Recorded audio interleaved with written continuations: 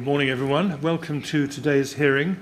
I think in just a moment we're going to hear from another former resident of the tower, Mr. Miguel Alves. Is that right? Yes, Mr. Chairman. Good morning. Good. We are. Please may I call Mr. Alves?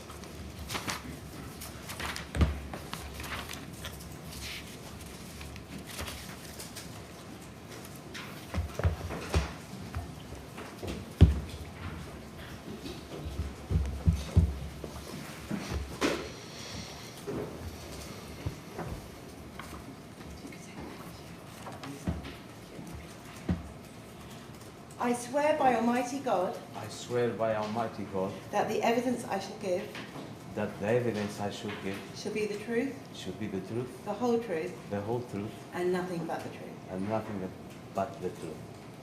Very good. Thank you very much, Mr. Alves. Would you like to sit down and make yourself comfortable? Thank you. Yes, Mr. Alves. Yes. Good morning, Mr. Alves. Can I start by Morning. asking you, please, to give the Chairman your full name? Yeah, Manuel Miguel Ferreira Alves. Thank you. And is it right that you use Miguel Yes, as your, yes. your first name? Sure.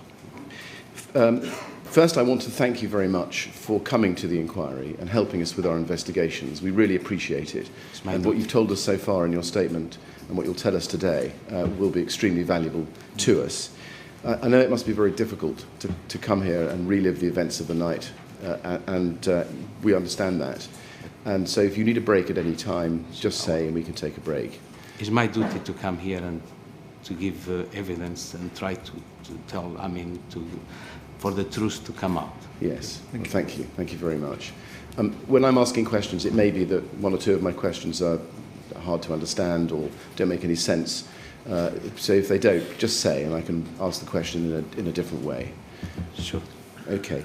It also may be that when you're answering, I may not be looking at you because I'm looking at the screen or my documents. If that happens, it doesn't mean I'm not listening to you. Okay?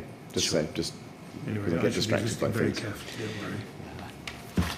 don't worry. Can I please start by showing you your witness statement you gave to the inquiry, which is IWS 538 at page 1.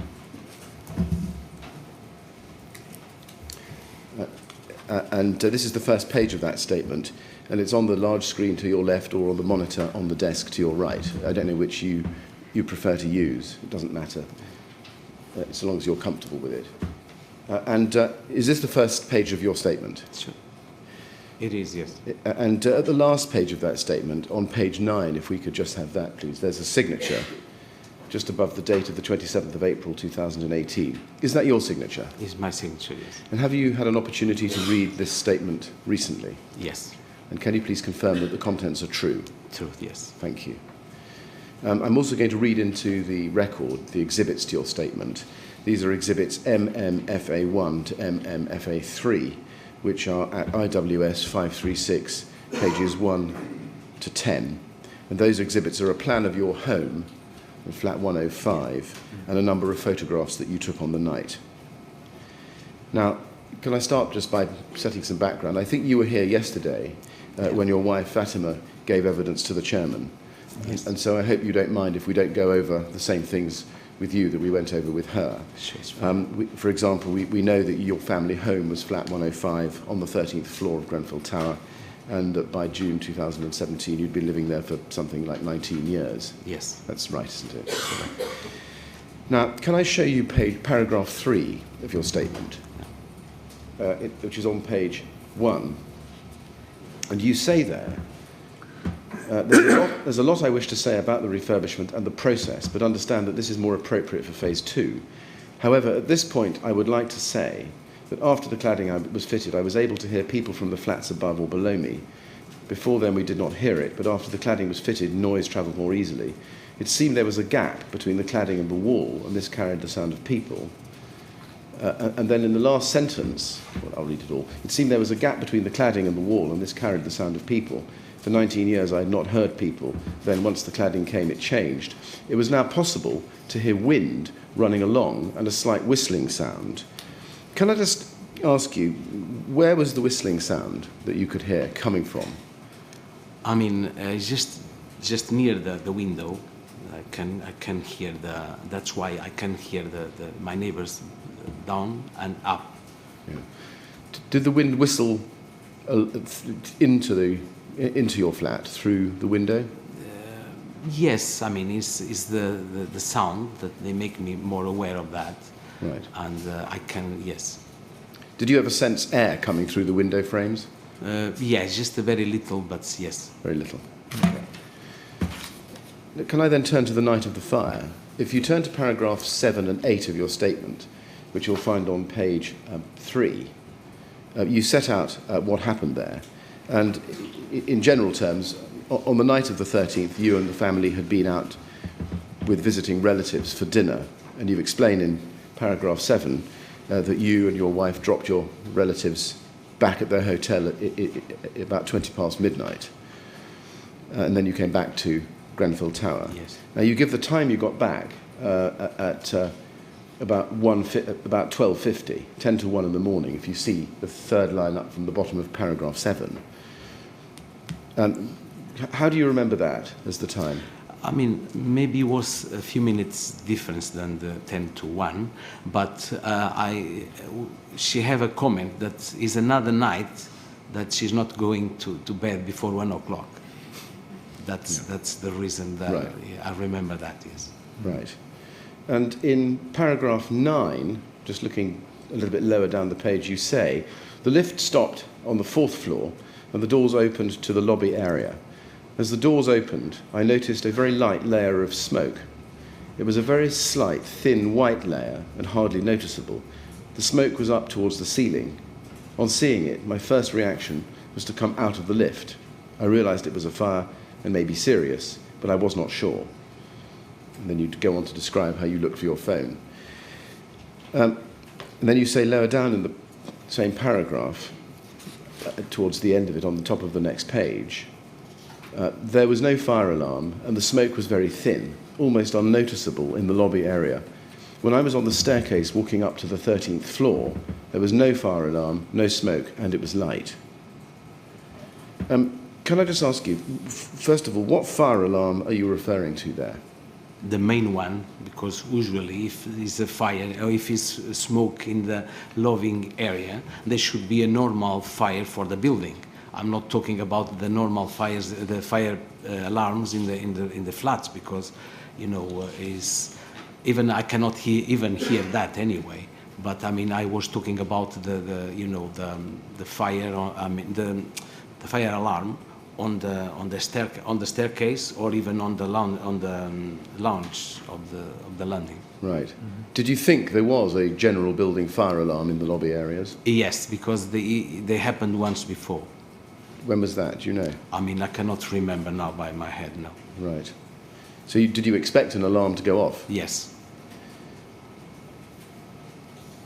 That event, I mean, they happened and they closed even the central heating and also the hot water. In that, I cannot be precise on the time, but it was after the refurbishment, after they just give the building to us, that we have a weekend without hot water and the central heating because of that. Right. I'm sorry to just dig a little bit, but I'm interested in what you said about the general building fire alarm. What made you think that there was a general building fire alarm in the sensors in the lobby?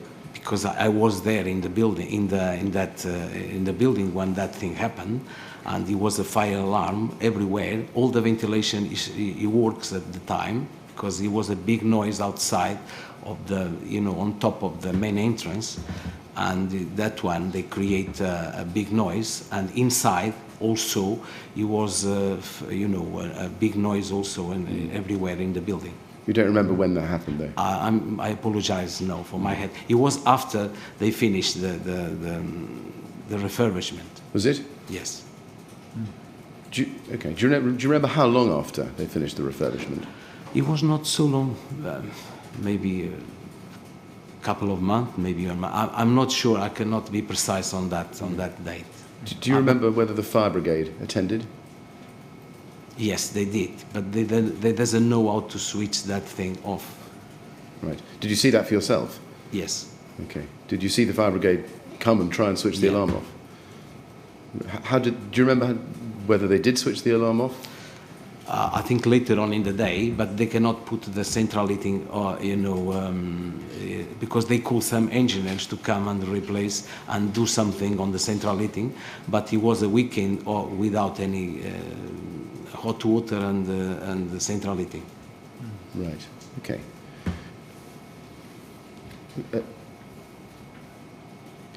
And do you know whether there was a fire to which that alarm was responding? Sorry. I believe it was maybe a kid or something. They just break that, that small glass that, is for that purpose, I assume. And look like somebody did this one, yes. Right. Where was this small... So are you saying there was a small glass panel in the building? That's what they've been told. I didn't see that things much. At the time, it was the fire brigade who told me that, yes. I see, okay. Do you remember which station the fire brigade had come from? No. I believe it's from North Kensington.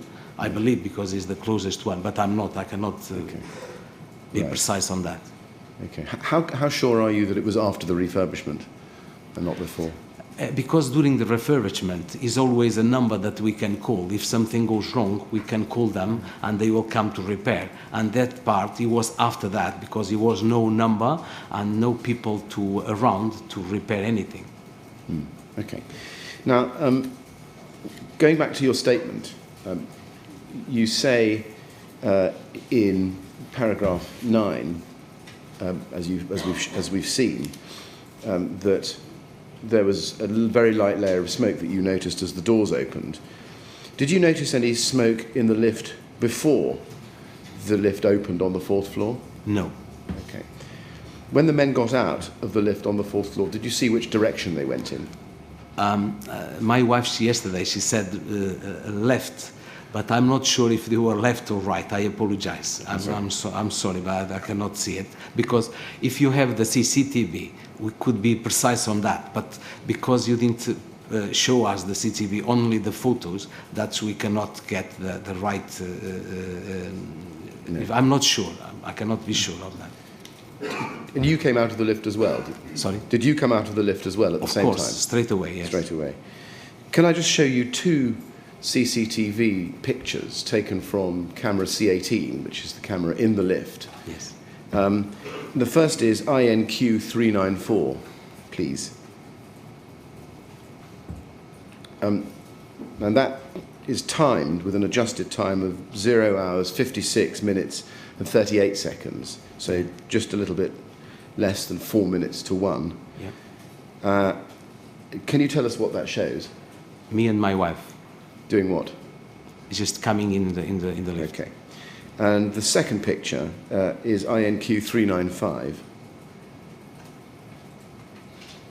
And that's taken at an adjusted time of 0 hours, 57 minutes and 24 seconds, so some 6 seconds later. What does that show, do you think? It's me and my wife coming out of the lift. Right. And can you get an impression of the smoke from this picture? Yes, I mean, it's a slightly smoke on top of us on the lift. They came in when we opened when the doors of the lift opened. Does this give us a fair impression of the smoke that you saw when you came out of the lift? Our impression is different because the camera, they take the picture from the top. Of course. And when you are lower, you can see the smoke only on the ceiling. And because it was white, or I mean grey, that we cannot get much about how much smoke it is. Yes, that's the reason I mentioned on the statement light smoke. Yes. Okay. Thank you. Other than at the ceiling level, do you have any memory of seeing any other smoke in the lobby at that time? No. I try to be quick anyway, because there's no point for me to be there anyway. No. Could you smell the smoke? No, no. No. Did it have any other or any physical effect on you? No. Now, in your statement at paragraph 9, which we've seen, you describe how you and your wife decide to go in different directions And is this right? She decides, well, she goes down to the ground floor to get your phone from the car, and you go up to the 13th floor to wake up the children. Yeah, I realized that my phone, it was not in my pocket, because the first thing is look to the phone to call the fire brigade.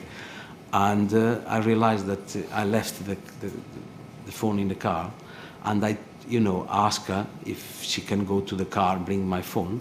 That I said I decide to go up and bring my kids down. That's what is on my mind straight away. Yeah. And do you remember where you were when you had that discussion about dividing and going different ways? I cannot be precise, but I'm sure when I came out from the lift, it was my mind. It goes straight to my kids to wake them up. And that's when I realized that there's no phone. That's why I said, I'm going up, you're going down. It was my decision to do that. Did you notice anybody else on the 4th floor in the lobby at that time? I think it was somebody, but I didn't even look anyway. I think I was focused to do what was on my mind. Mm. Did you hear any noises? No. Did you, at that stage, notice any smoke ventilation or extraction system in operation on that floor? No. Did you feel any movement of air? No. Okay. Do you remember who opened the door from the lobby into the stairwell? By the look of the image, I'm sure it was me who went first. And I opened the door, and my wife, she just... Right. I hold the door for her and ask her to go down. It was in split seconds. Of course. Did you notice a difference in the air between the lobby and the stairwell once you entered the stairwell? Not much. The difference is only on the lobby. It was like this light smoke on the ceiling, yes. And on the staircase, it was clear. Okay. So then, after you enter the stairwell, Fatima your wife goes downstairs, and you go upstairs. Yes. How long did you think it took you to get from the 4th to the 13th floor? Not long, because I ran up myself. Even I'm an old man already, but I ran on the staircase to go up. Okay. And on the way up, did you notice anything unusual about the air in the stairwell? Not at all. Nothing. Did you hear any particular noises in the stairwell? No. Like machinery, ventilation? No. You didn't? If you was, I didn't take any notice, but... Did you come across anybody coming down? No. Okay. Now, in your statement at paragraphs 10 and 11, you say that, in general terms, you got your children and then went to knock on your neighbours' doors, and you describe that in detail there. And then, having woken up your neighbours, you describe how you then came back down the stairs. While you were in the... Well, first of all, how long do you think you spent in your home waking up the children and then leaving again? Maybe like 10 minutes. 10 minutes, okay. And during that time, did you hear the intercom go Yes, off? You did? I did, yes. You did hear it? Yeah. Did you answer it? Yes. You did? Yeah. Who did you speak to? I didn't speak with anybody because nobody answered the other side. I don't know if I was late because I was in the lobby, just doing I was knocking on the doors, and I can hear. When I went back to the flat, I answered, but I think it was my wife, but I didn't talk to her because maybe she was not there, or I was too late to answer. How long just describe how this intercom system works. So you buzz it from downstairs. Yes. So I think, as Fatima said yesterday, you put in 205 call. Yes. And then it rings. How long does it ring in the flat for? I heard that they could be up till 45 seconds. Right. And then what happens? They will shut. Okay. And is it an intercom phone or is it a landline? Intercom phone. Intercom phone. And can you tell us where in the flat the intercom phone is located? When we come out, it's on the front door. On the front door, next to the front door? Next to the front door. Left or right? Depend on the flats, but I mean, on mine is on the right, on the way out. On the way outside. Okay, so next to the latch. Yes, Okay. And when you want to let somebody in, is there a button on the... yes. I You see. can release the door. Yes, and they open both doors. The front door plus the one that goes straight to the lifts. Yes, I see. Okay. And is it possible to speak to somebody in a flat without them picking up the receiver on the intercom system? No. Now, in paragraph 12 of your statement, you describe your walk down the stairs, and you say, Tiago and Inez had gone ahead of me. And just so we're all clear, Tiago is your son, your elder son, My daughter. and Inez was your younger daughter. Yes. And after waking people up in the other flats, I started walking down the stairs. And then you say, as I walked down, I didn't hear any fire alarm or see any smoke. The lobby area was clear from smoke. We're just pausing there. Which lobby area are you referring to there? I assume downstairs, but I mean, any way from the top to the bottom, it was no smoke at all. Okay. Then you go on to say, the only thing I heard was the extraction fan. Now, I just want to ask about that. When did you first hear the extraction fan after having come out into the stairwell? Do you remember?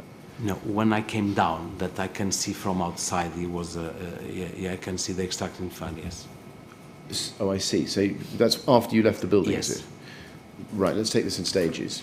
On the way down through the stairwell, from the 13th floor to the lobby, did you hear the extraction fan system working? Did you notice any suction of air? If I did, I cannot remember. Okay. Right. Did you notice anything unusual or different I mean, about... On the way down, it was something unusual because it was the fire. I just crossed with the two firefighters with some hoses on carrying the hoses up. Yes, at around the 4th floor. Yes. The rest, I mean, is not much difference than the normal. I knew what happened because I've been already on the way up. I stopped on the 4th floor. Yes. And you say when you came out, you can see from the outside the extraction fan. When you came out, what did you see in terms of the extraction fan? What caught your I attention? didn't see much. I just heard, and I expect that fan is working because there's a fire in the building. When you say you heard it, did you actually hear it working? I don't know if it was working, but I mean, at least I can hear. Yes. You heard a sound. Could Yes. you describe the sound for us? I mean, it's like how do you describe? It's difficult to describe, but it's like a fan Okay. pushing something. Right. And that were you inside the lobby when you heard that, or No, outside? no. Maybe I can hear from inside because the door was open. I mean, I can see starting to hear on the lobby downstairs. Yes. Right. Did you look up the building when you came out? No, I mean no, because I knew that that fan they used to be on top of the main entrance. Right. Did you notice any smoke being extracted from the building? No. In your statement, you say it's not unusual. This is paragraph 12. Just to go back to the top of page 5 of your statement. You say it is not unusual. It's in the second section on the screen. It is not unusual to hear it making a noise, and it worked as a ventilation system. At the time, it was making a noise. I don't know if it was working properly, but there was a noise. Could you just explain, when you say it's not unusual to hear it making a noise, before the night of the fire, what could you hear? Because they have the two extraction points in the lobby. I mean, and they change the position of the. That's why is a noise to change from one to the other. I assume I'm not the expert. I don't know how that works anyway. But they open one and they close the other. Did you see that working A yourself? few times, yes. 2 times before. A few times. times. I'm sorry, I didn't. A few times before the night of the fire. Yes, but it was not working properly. I mean, it's just the noise changing from one point to the other. Right. Because there's 2 points that they're supposed to be one to bring air inside. I assume I'm not an expert anyway, but they change the positions from time to time. Okay. Do you remember what caused those positions to change? I really don't know. I assume it's some I mean, setup that they do this one from time to time. Right. And what would you, when you say it's not unusual to hear it making a noise, are you referring to those To occasions? that noise, yes. Okay. And what would you normally hear? If you stood in the lobby on a normal evening, what would you normally hear? Nothing. Nothing. So when you, on the night of the fire, what did you hear anything in the lobby? I cannot, be precise, but I think it was no noise at all. But I'm not, I can be, I cannot remember if it was any kind of that noise. Okay. And I suspect the answer will be similar, but on the night of the fire, do you remember feeling any movement of air, either in the lobby on floor 13 or in the stairwell? No. I'm going to move to a different subject, which is the fire safety advice. Can I please ask you to be shown BLA quadruple 02416?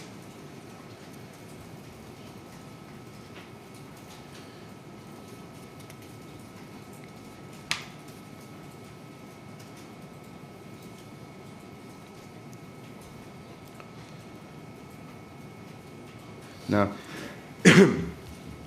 this is a notice, as you can see, which is situated at the lifts. This one was taken by our experts after the fire from the wall between the lifts on the 3rd floor. Yes. Do you remember seeing a notice like this prior to the fire? I remember seeing. I cannot be precise if it was on my floor, but yes, maybe on the ground floor. But Okay. I remember to see that. Yes. Did you ever read it? Vaguely, yes. Yes. Now, did you ever think about it and take on board what it was saying? I think about on the night of the fire that I ignore completely this one. I apologize because the rules there should be. We should go by the rules, but I did the opposite way anyway. Right. That's everybody. They should do that anyway. Were you aware of any advice that had been made available to residents like yourself, other than the advice contained in this notice? No.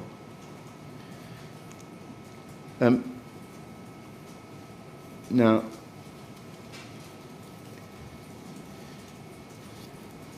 did the advice, so far as you read and understood it, did that have any influence on what you did on the night? Not at all. I think on my mind it was to save myself, because if I will be fire on the 4th floor, I'm on the 13th floor, it's like a trap. Why should I be in the trap when I have the opportunity to come out? I mean, this is something that was straight on my mind anyway. At the time? Of course.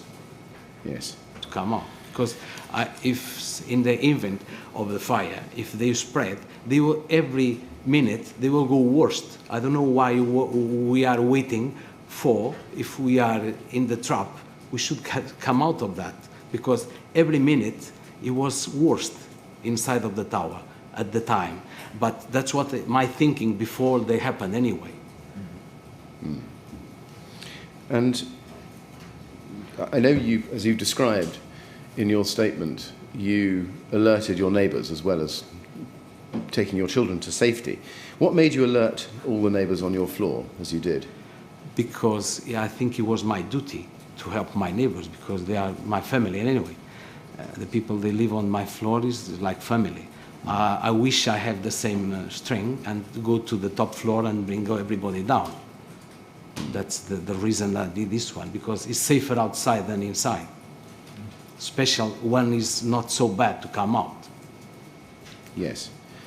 Now, do you remember after you'd come down, giving anything to a firefighter? Yes, my fob. Your fob? Yes. Did you... okay, well, let's just look at a picture. Can I please ask that the witness be shown INQ 178?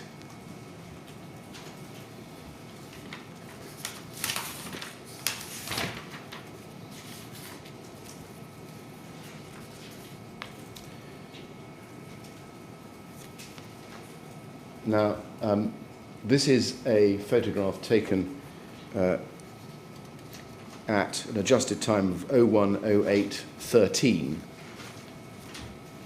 Can you identify yourself in that picture? Yes. Well, which one is it? I mean, with a brown jacket. You're not the one in the white helmet. Yeah, and Okay. a small build. Sometimes we have to ask these rather formal questions. Yeah. And what are you doing in that picture, do you think? I think he asked me for the fob, and and I did just after that or something. Yeah, I just take from my ring, and I give my fob to him. Yes. Do you remember whether your children had gone in front of you or were they behind you? Oh, in front of me. I sent them early, around 4 or 5 minutes earlier than me.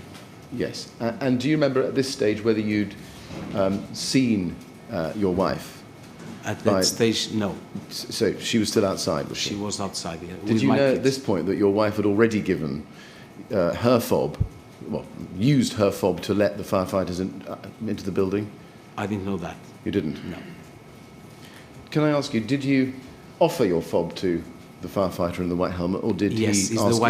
Yes, I think he's Mike Mike Dowden? Dalton. Yes. Did he ask you for the fob, or did you offer it to him I without him assume asking? that he asked me for the fob, yes. Can you remember? No, yeah, he asked me for the He fob. asked you. Okay. Yes. He said they're gonna give me back later on, but he never did. Right. Did he tell you that your wife had already used her fob to admit other firefighters into the building? No, she never mentioned no. Did he mention it? No. He doesn't know my wife, that he was my wife anyway. No, that's true. But he might, very good point. But he might, okay. Did he tell you that somebody had used their fob to allow his firefighters into the building already? No. No. Now, you, outside the building, you describe what you saw, and at paragraph 16, you say, after taking photos of the parked cars, and you described that, you then moved around the tower to the east side, where Fatima, Tiago and Inez were standing. The fire was still inside, but 1 or 2 minutes later, the windows smashed and the fire came out. First, just pausing there, could you tell which floor or flat the fire was on? On the 4th floor. You could tell that, could you? Yes. Can you describe anything about the fire that came out that you saw? Its colour or intensity? It's not a big intensity in the beginning, straight away. But they're starting to build up as soon as the glass, came out. And they're starting to build up. I think maybe it's yellow or orange or something like that. And did you see what happened next that you saw? Oh yes, they're starting to go up, and some like plastic melting downstairs. Down with some flames on it. Right.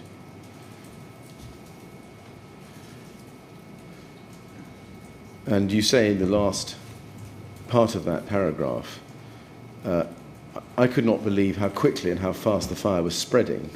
It was growing like mad. The cladding was already on fire and coming down like plastic rain. I took a video showing this at 1:15. Did you see, when you were standing there, that the fire start to get into the cladding? When it came out, it was continuous. I don't know if he was already on the cladding, and it was maybe already inside or no. I'm not sure. Even when the glasses blink, I was not looking at that. I just hear that, and that's when they catch me the eye on it, because I was doing something else when the glass smashes outside. Yes. Did you notice whether the flames were coming through only through the gap left by the pane of glass, or were they coming from other places in the window frame? Do you remember? It was already everywhere on the window. I cannot say where they start, or it was already inside or not. I'm not sure. But for the glass to split, because it was very hot, I'm sure the flames had been around the window. Yes.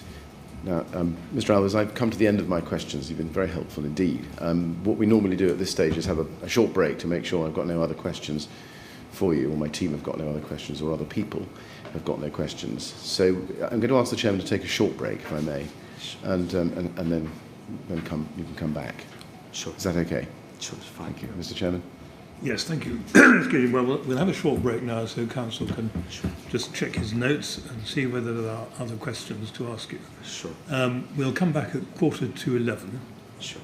And if you'd like to, and please don't talk to anyone about your evidence when you're out of the room, all right? So if you go with the usher, she'll look after you now. Thank you.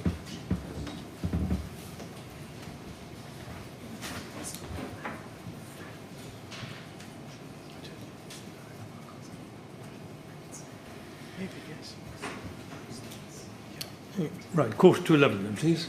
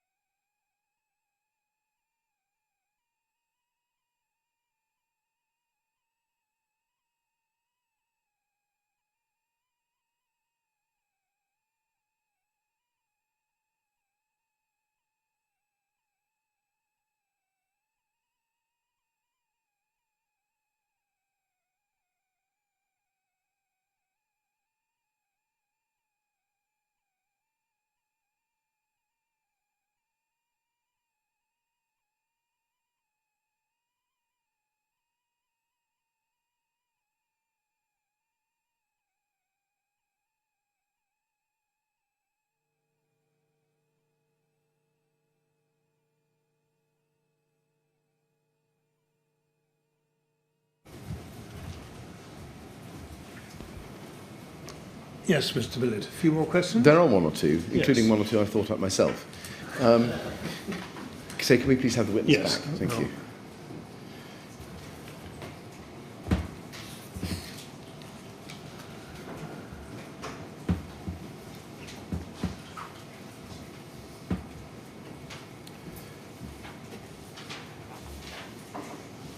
All right, Mr. Alves. I think there are one or two more questions, Sure, so we'll thank see what Mr. Millett has for you. Yes, Mr. Millett. Mr. Alves, you discussed with me earlier this morning the subject of drafts or air coming through the windows after the refurbishment. Did that affect any particular rooms in the flat? It was more on the sitting room. Sitting room? Yeah. And did you take any action or do anything to stop the drafts coming in? No, I never did. We also discussed together the noise of the ventilation system that you say you heard when you got down to the ground floor, and I asked you whether that was in the lobby or outside. Do you remember seeing or knowing about an extraction outlet on the outside of the tower? The noise, it was not on the lobby, but I can hear from the lobby, but it was outside. It was outside. Yeah, Do you remember just where it was? I'm sorry, continue. On top of the front door. Right. Did you know that let me see if I can get it this way by showing you a photograph. If you could please be shown BLA quadruple 04531. This is a photograph taken, I think, during the refurbishment. And you can see the lobby entrance there with the green covering. And above that, there's some windows. If you look through the scaffolding, you can see that. And then above the windows, there's a vent extract point.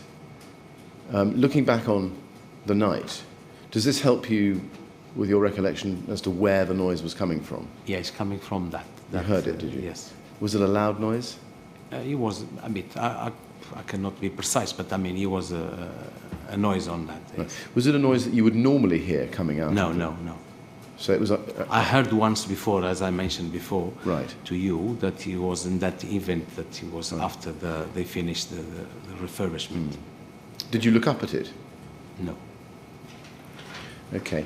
Thank you. And can I then ask you to go back to your statement, or be taken back to your statement, and go please to paragraph 20 on page 7.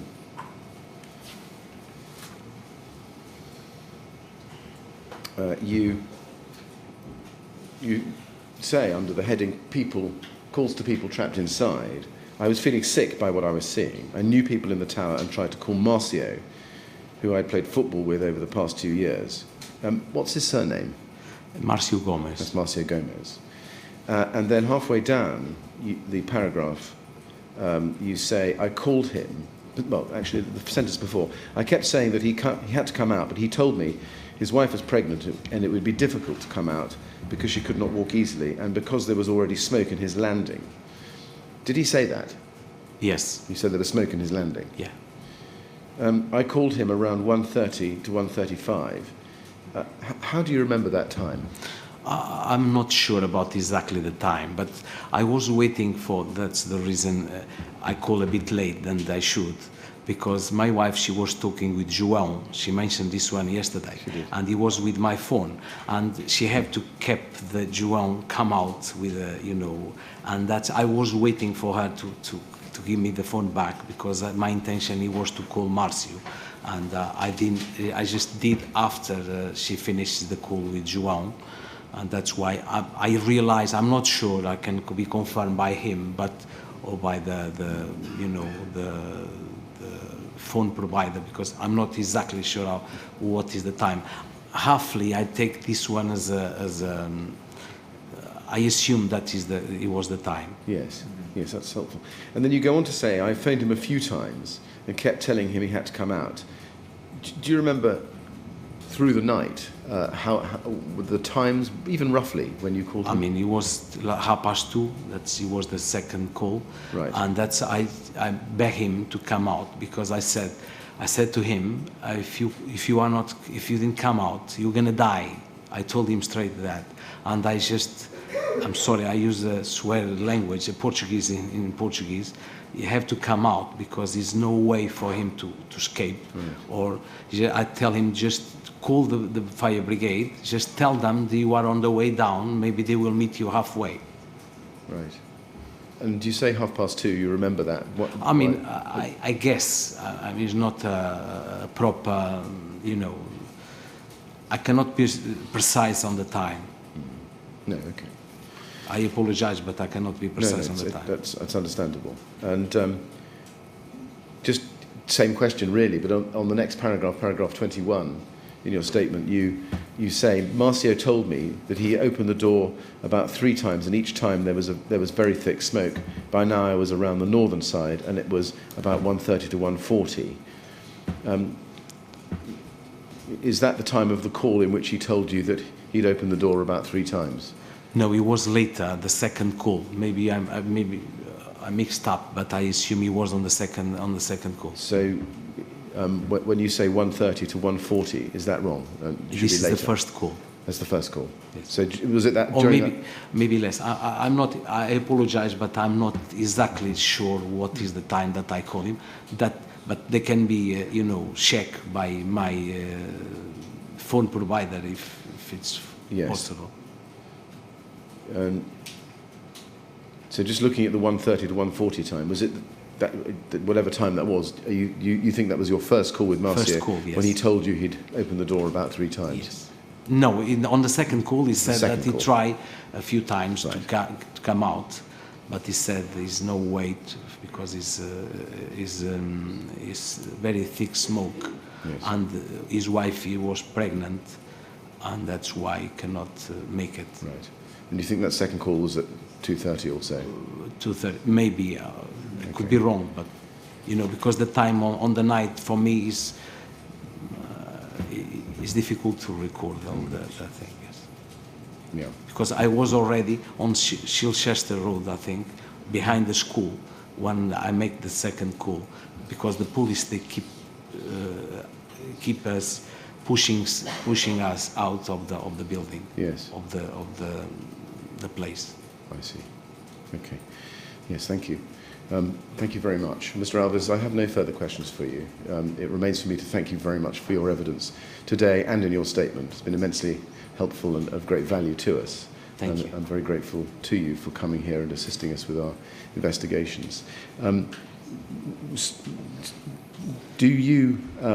I'd like you to tell the chairman whether you have any recollection of anything else in addition to what's in your statement and what you've told us today, that you'd like to tell the chairman that you remember about the events of that night? No, for the moment, no. Okay, right. Thank you. Well, thank you very much, Mr. Alves. Well, Mr. Alves, I'd like to add my thanks to those of Mr. Millett. It's really helpful to us to hear from people who were in the tower at the time of the fire, because it's only those people who can describe the conditions at different times during that event. And so your evidence is very, very helpful, and we're very grateful to you for coming along to tell us about your experience. You're welcome. It's my duty to come and help. Well, thank you very much. All right, well, now you're free to go. Would you like to go with the usher, and she'll look after you? Right? Thank you very much.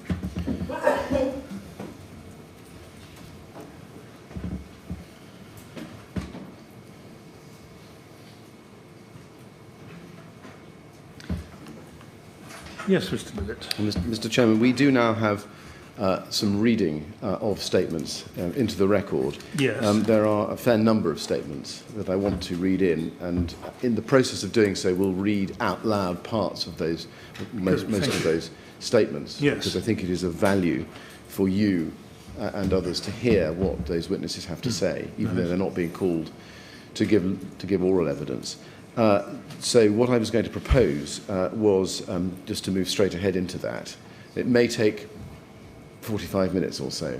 Well, why don't you start the reading now, and about 11:15, do you think we could have a break? Yes.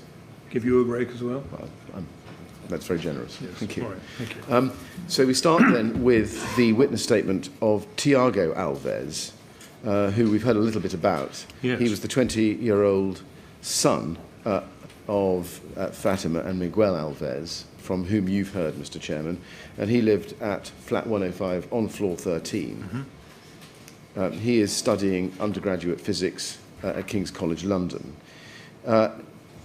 Now, his statement is IWS 926, and he's provided 4 exhibits, and those have a reference of IWS 124, and TA1, TA2, TA3, TA4 are the exhibits, and they are floor plans and a plan, or various plans of the area surrounding Grenfell Tower. Now, in his statement, he set out his recollection, his own recollection of the events of that night.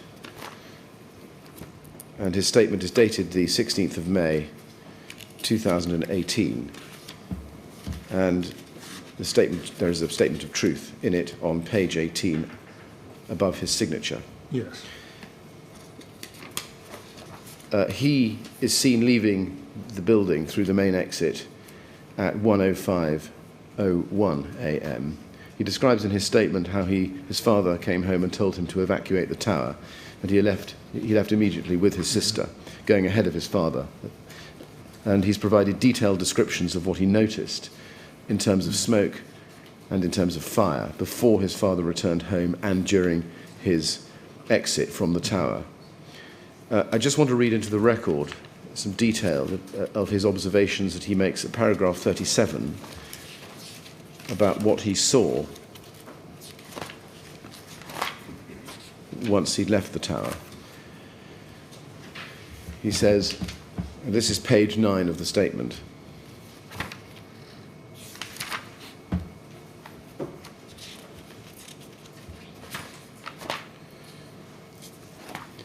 he says, I was standing on the grass area and could see smoke coming out of the 4th floor flat. There was a fire inside, which I could see behind the window. Then the frame fell out, and suddenly I could see smoke, and the fire burst out. It was flat 16, which is on the 4th floor. The window frame looked like it was melting and bubbling, but didn't look like it was on fire. I could tell it was cheap-grade plastic. As I watched the window fall out of the flat, fire was coming out of the open window. I was in complete disbelief. I stood just looking up at flat 16. The window frame had fallen out, so it had created a gap between where the frame used to be and the outside cladding material. What I could clearly see was the fire rolling under the cladding. The fire would come out of the flat and kind of roll under, or slightly disappear under the grey cladding. As it did this, the cladding caught fire. I could see that fire was escaping into the cavity between the insulation and what I thought was aluminium cladding. When this caught alight, there was a faint flash of light which sparked, and then once alight, sparks started falling.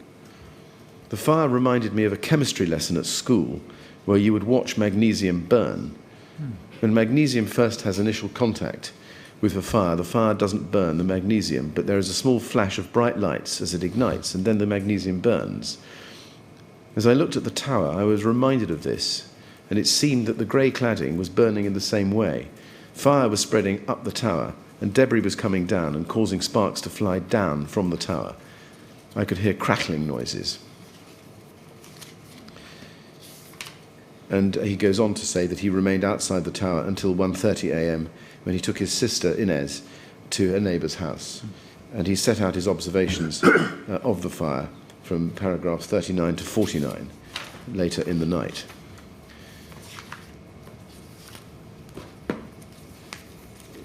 The next statement, Mr. Chairman, I should read into the record, is the statement of his sister, Inez. And I think it would be right to make it clear, both for his benefit and for everyone else's, that the whole of his statement, which extends to some over 70 paragraphs, Yes. is part of the evidence before the inquiry, and it will all be taken into account and considered in conjunction with the rest of the evidence. Yes, absolutely. Absolutely. That's right to make that clear. And I should have done so. I should also say that whilst we're on that statement, his journey down the tower that he describes is clearly set out at paragraphs 24 through to 26 or 27. Inez's statement, that of his sister, the daughter of Maria and Miguel Alves, is the next statement I would wish to read into the record. She was, of course, also a resident in flat 105 on the 13th floor. She was, or is, 16 years old and the younger of the two children, and she came down and out of the tower at the same time as Tiago, her brother. Her statement is at IWS 436, and she is seen on CCTV to have exited the tower at 01:04:57.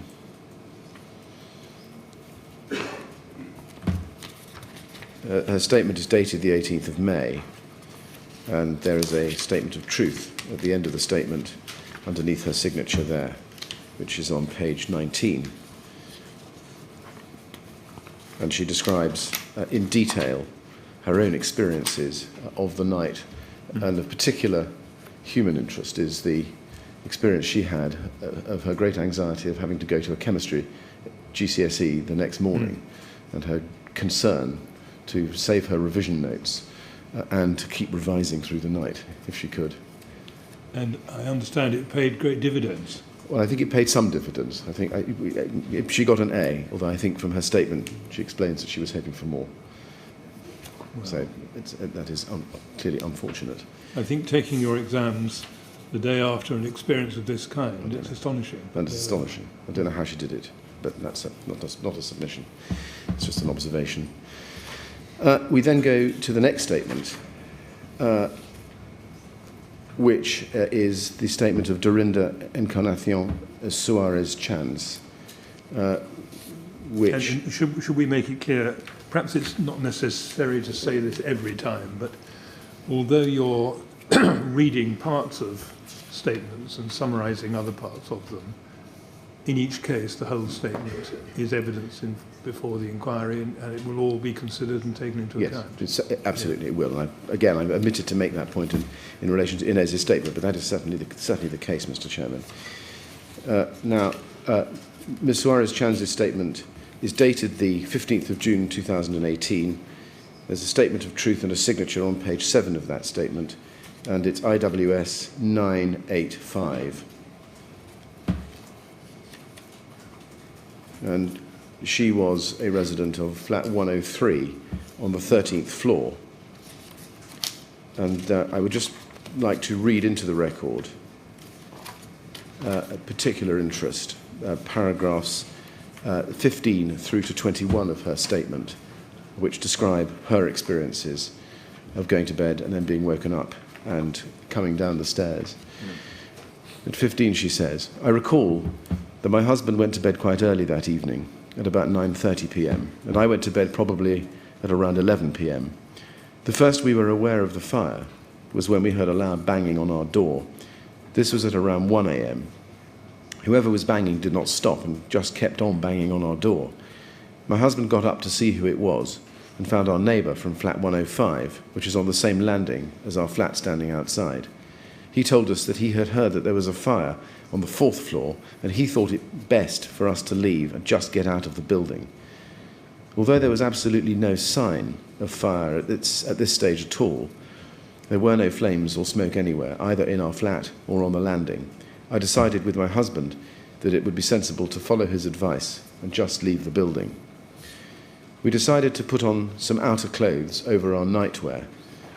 We also wet some towels to put over our mouths, in case we encountered smoke on the way down. We then knocked on a neighbour's door and told them what had happened, and we also knocked on another door, flat 106, but the door did not open. I also called a neighbour of mine who lived in flat 46 on the 7th floor.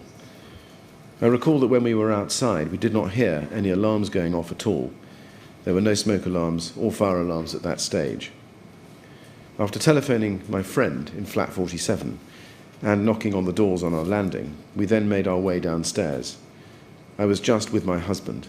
There was no one else there, and going down the stairs was very easy. There was no smoke at all on the stairs. There was no one on the stairs, and we did not pass anyone coming up, and there was no one else going down. It was just the two of us. When we got to the 4th floor, we could see in the landing that there were firemen there with their hoses, but we did not say anything to them, and they did not say anything to us. We just made our way straight down the stairs. It did not take very long, maybe 5 to 10 minutes at most, to get from our flat down to the ground floor. We then made our way out of the building. And like all those other statements before it, Mr. Chairman, the entirety of this statement stands in the record as evidence and will be taken into account and is extremely valuable. The next statement that I would wish to read into the record is that of her husband, Jose Costa Cotello. He made a statement to the inquiry, IWS 984, dated the 15th of June. And that stands under a signature, under a statement of truth on page 7. And in fact, I should just pick up that although the statement carries the 15th of June as a date on the first page, the date of the signature is the 26th of July 2018, as one can see from page 7. Yeah. And again, the entirety of that statement goes into the record in its entirety and will be taken into account. There's just one paragraph I should just read in aloud, page 1, paragraph 4. When my wife and I first moved into Grenfell, we do not recall ever being given any advice about fire safety or what to do in the event of a fire, either within our flat or in one or other parts of the building. For a long time, we did not really have any concerns about fire safety in the flats or in Grenfell in any way. After the extensive refurbishment, which was completed only a couple of years before the fire by Royal Borough of Kensington and Chelsea and their main contractors, Ryden, we as a family did have some concerns about fire safety. And then at paragraph 15 through to 20, he describes his trip down through the building in the same way that his wife Dorinda does. The next statement, Mr. Chairman, I would wish to read into the record is that of Ivan, their son, who is now 23 years old, or is now 23 years old, yes. Well, was, I think, 22 at the time of the fire, who lived until the 14th of June with his parents, Dorinda and Jose, at flat 103, Grenfell Tower, on the 13th floor. His statement is signed on the 26th of July 2018, although it bears a date on the front of the 22nd of June 2018. It has a statement of truth, and like the others, it will stand as evidence in full to the inquiry and to be taken into account in that way. The paragraph I would just read into the record aloud is a short one at paragraph 8, where he describes his concerns about the new windows. He says, I was concerned about the new windows that were put in. Previously we had aluminium windows with wooden sills. They were replaced by PVC plastic window sills. There were problems with gaps, and I could hear the air coming in through the gaps between the windows and the sills after the refurbishment. And at paragraphs 12 and onwards, he describes the events of that night. He wasn't, in fact, in the building, and he arrived about 1:30, having been visiting his girlfriend in another part of London. So that's his statement. The next one, Mr. Chairman, is the statement of, it's a phase 1 statement of Adriana Zimbarai, and she lived at flat 106 on the 13th floor. Her statement is dated the 18th of May, but bears the signature of the 21st of May, and stands under a statement of truth, which is to be found on page 4 of that statement.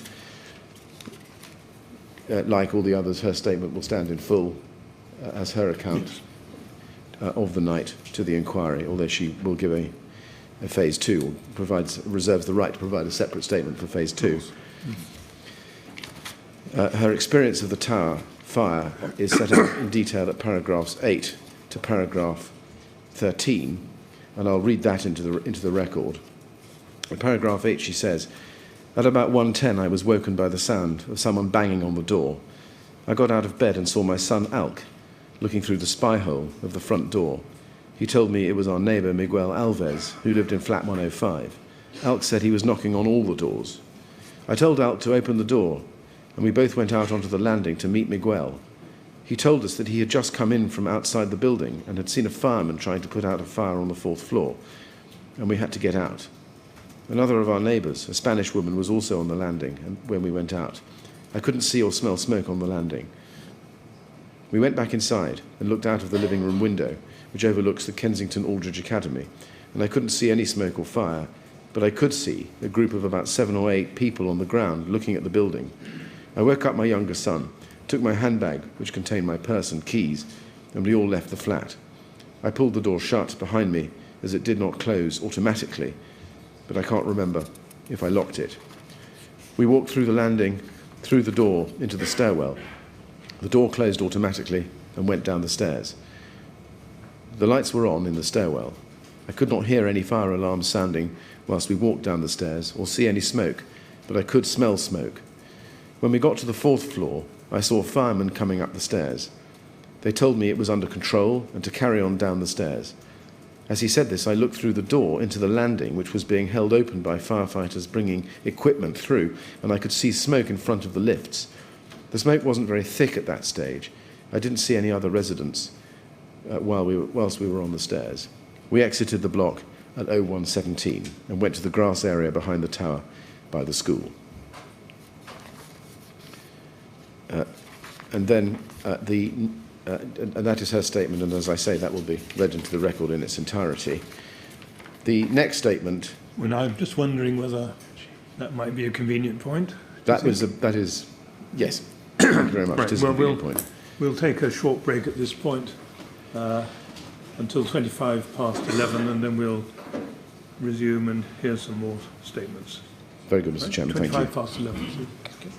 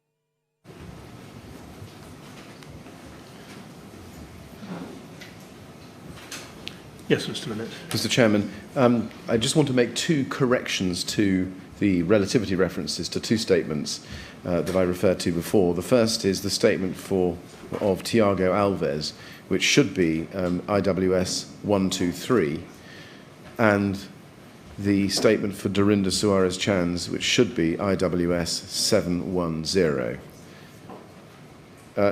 The next statement that I would wish to read into the record is that for Avni Hadzi Sefar, who lived at flat 106 on floor 13. If I can take that statement, it's signed on the 16th of May under a statement of truth. The entirety of the statement, as with all the others, will of course stand as his evidence to the inquiry and be taken into account in full. The two passages of the statement that I'd like to read in particular are at paragraphs 8 and 9. He says, "We really quickly organised ourselves. I got our passports, Adriana got some money and dressed the younger boy. The older boy was already awake. And within 5 minutes, we left the flat. I shut the door and we took the stairs down. The door to the staircase was closed, but I had to pull our front door shut, as it is not a self-shutting door. There was no one else around at all, either on our floor or on the stairs, and no smoke at all, and it did not smell of smoke at that time. We thought we were the last people out because of this, but on reflection, I now think actually we must have been among the first. It wasn't until we got to the third floor that we saw 3 firefighters with hoses on the landing. They told us not to panic and that everything was under control. When we got down to the ground floor, there was someone, maybe a firefighter, I can't remember, directing us away from the main entrance towards the exit on the left. There was no one else around. As we left the building, Adriana almost got hit by a small bit of flaming debris. There were 2 firefighters outside, at the corner nearest the exit, trying to put out the fire." And his statement, as I say, stands with a statement of truth on page 4, above the date of 16th of May, underneath his signature.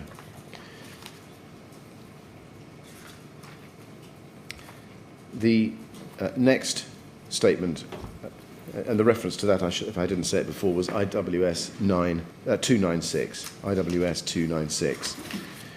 The next statement, Mr. Chairman, I would wish to read into the record is that for Randa Al-Arasi, who lived at flat 102 on the 13th floor, and she lived with Mohammed Ahmed and their 2 children, Taline, who was 6 years old, and Cyrene, who was 3 years old.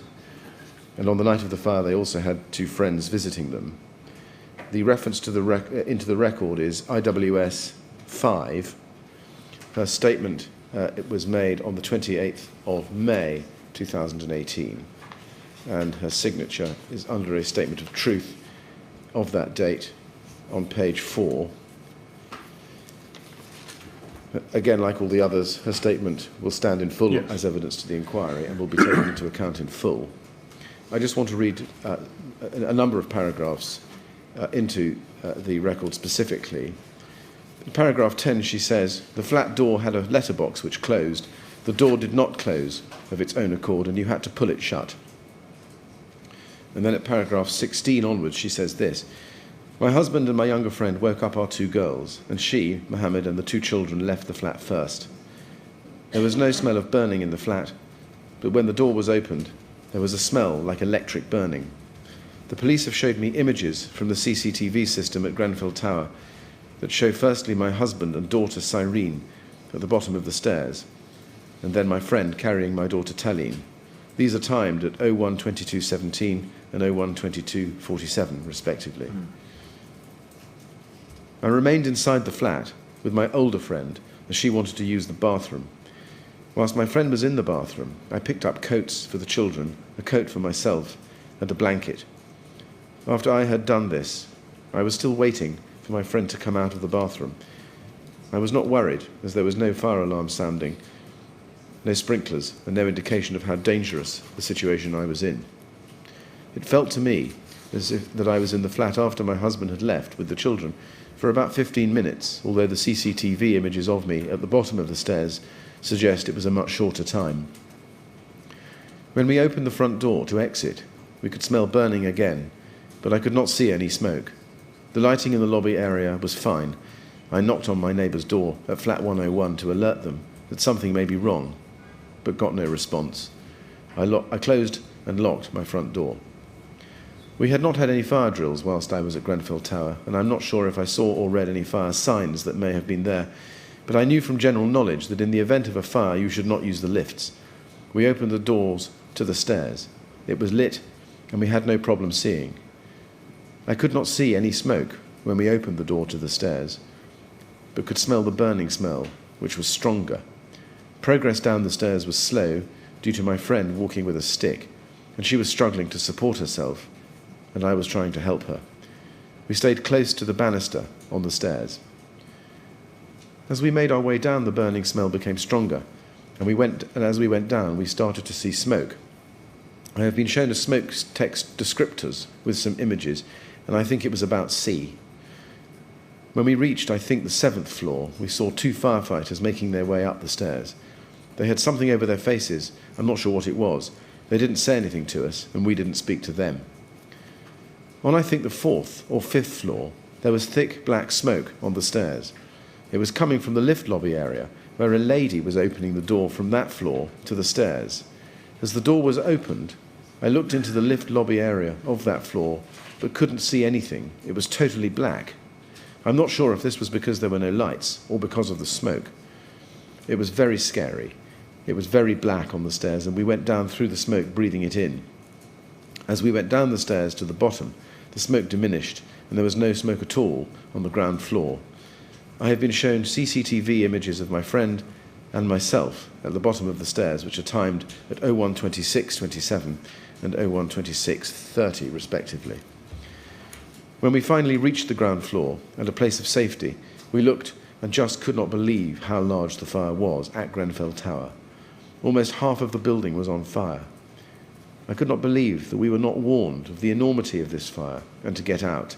If it were not for my friend suggesting we leave our flat to go downstairs, I would have quite happily, totally unaware, remained there. And that is her statement. We then had on our list, Mr. Chairman, 2 further statements to read, that of Ramiro Urbano and that of Oscar Milan Gonzalez. For reasons I needn't go into, we are going to postpone reading those into the record until Monday. Right. If that's not inconvenient to you, Mr. Chairman. No, I'm sure it's not. And therefore, I'm going to go straight to the next statements in our list, which are Shahid Ahmed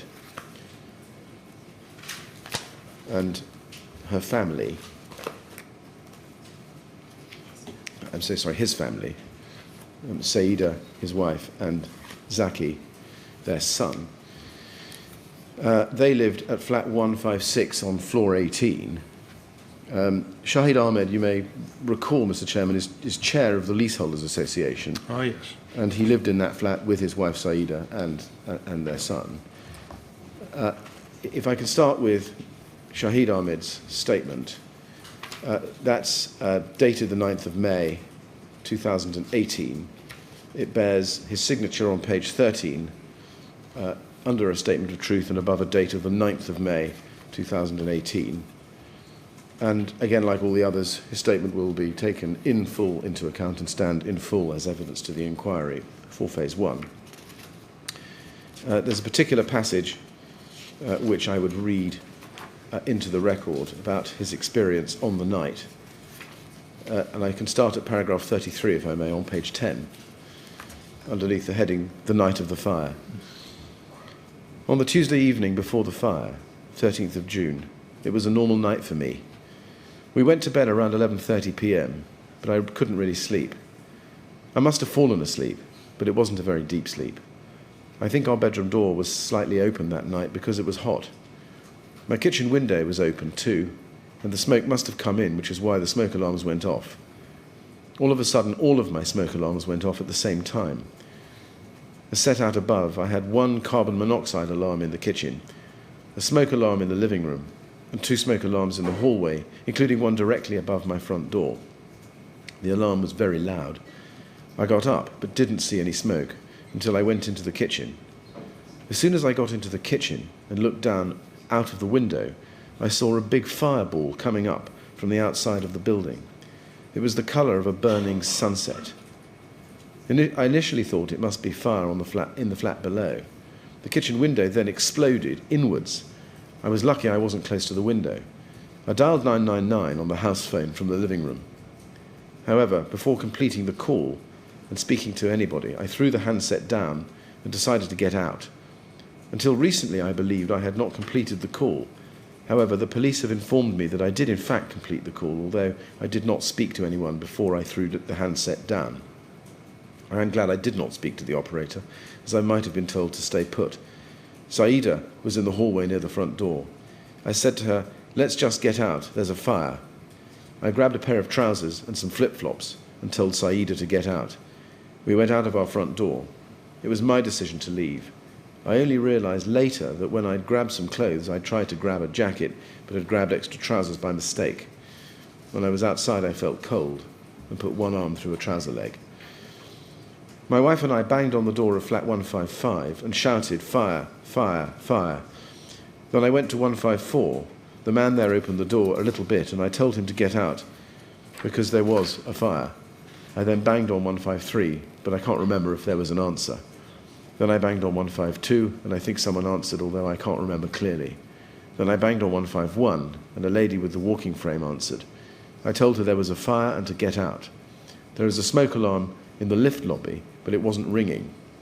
Otherwise, the other flats would have heard it, and I wouldn't have had to tell them there was a fire. While I was banging on the doors, my wife asked me if I could get her mobile phone, and I tried to go back into our flat. When I opened the front door, I saw thick white and black mixed smoke.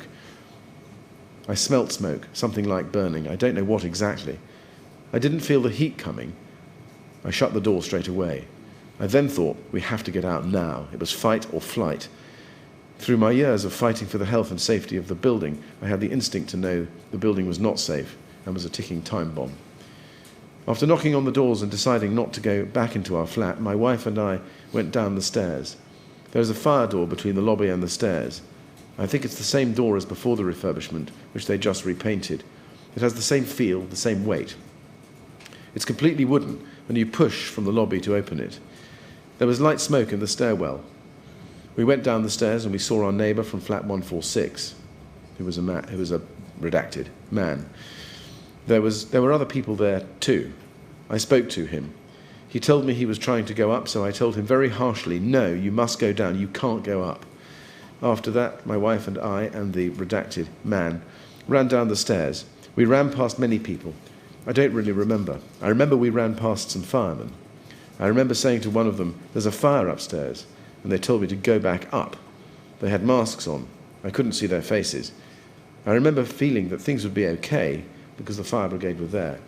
Everyone was panicking and there were other people on the staircase, but we weren't jumping over each other. There were other people coming out with us. We got to the 3rd floor.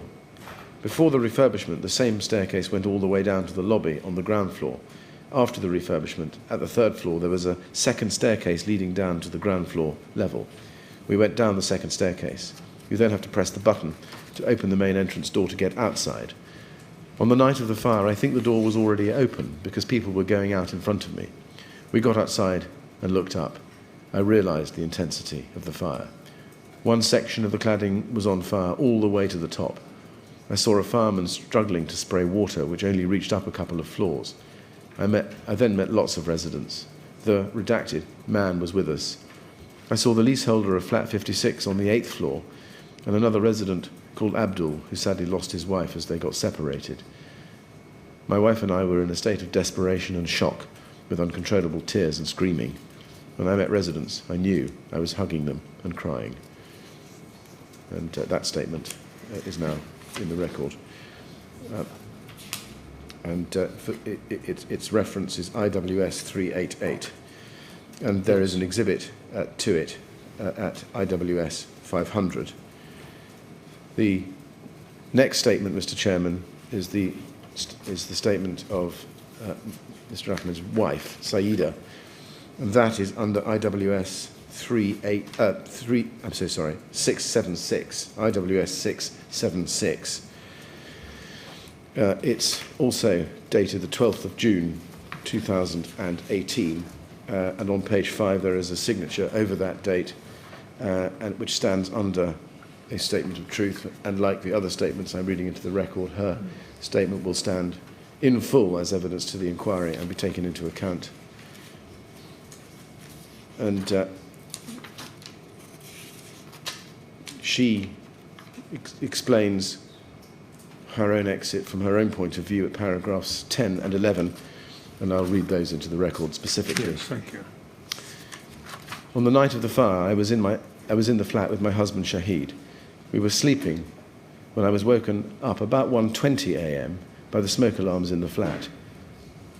We both jumped up and my husband went into the kitchen to check. I stood in the bedroom. I couldn't smell anything as I have sinus problems. My husband checked the window, and then the fireball came through the window. It came through very quick. My husband came out of the kitchen and shouted, "Get out, there's a fire." I had my pyjamas on. I grabbed a beige-coloured jacket from the hallway to put on. My husband was also in pyjamas, and we ran to the front door. We had no belongings with us. There was a lot of smoke in our flat. As I got out of my front door, there was no smoke, and the landing was clear.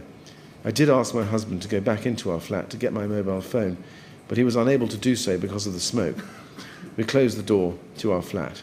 We knocked on all the neighbours' doors. Flat 155 did not answer the door.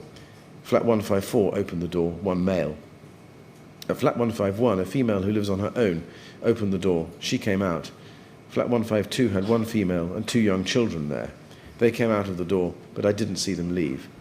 In flat 153, there was one woman with two children. I don't remember if they answered. There is a smoke alarm in the lift lobby, but it wasn't ringing.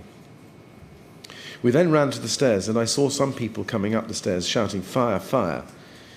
As we made our way down the stairs, there were a lot of people on the staircase panicking. There was screaming and shouting and a lot of confusion. No one knew where the fire was. I saw two firemen coming up the stairs.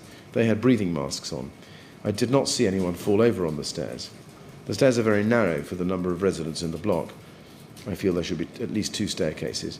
As I go to the bottom of the stairs, the door was open. I note from the CCTV footage in the downstairs there is a note saying 1:31 a.m.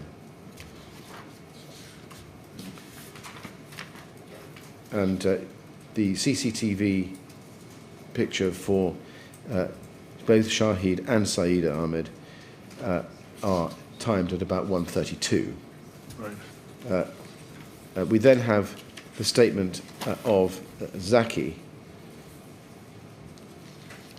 their son, Shahid and Saida's son, who was born after they'd moved into Grenfell Tower, Mr. Chairman, and lived with them until 2012. Mm-hmm. His statement, Zaki's statement, is at IWS 389. It's dated the 9th, or bears a date of the 9th of May, and there's a signature on page 4, also over the date of the 9th of May and under a statement of truth. Yeah. Again, like the others, his statement will stand in full as his evidence to the inquiry and be taken into account accordingly. And there is, I think, nothing else I need to take out of that statement and read specifically into the record. Right. His exit time is later than his parents'. He joined his parents outside the tower at approximately at 2 a.m. And he wasn't in the tower at the time. He joined his parents, having driven across London to get to them. Yeah.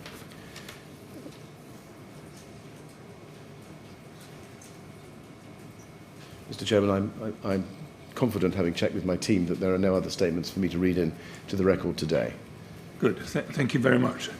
So, is that it for today? Well, Mr. Chairman, it is. I'm afraid we haven't taken up the full day, but I'm sure there's plenty of work for people to be getting on with in the time left. Well, I'm sure there is. And for those who may not have been here yesterday, I think you explained that we did have a witness whom we were hoping to call this afternoon, but unfortunately that's not possible, and so we've run short today. That is right.